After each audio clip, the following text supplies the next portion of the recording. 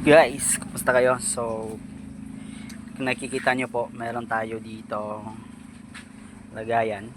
Okay? Ang gagawin po natin dito guys is gagawa po ako ng panibagong bed ng ating BSF kung saan meron po siyang ramp. Kumbaga ramp na aakyatan nila kung magiging matured na sila, tapos doon sa dulo is mahuhulog sila para mapunta sila sa isang lagayan.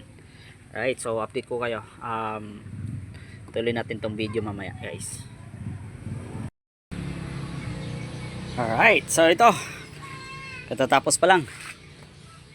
Ito na po siya guys, ang ating worm bin. So naggumawa po ako ng ramp dito guys, as you can see. Tapos may lang collecting area.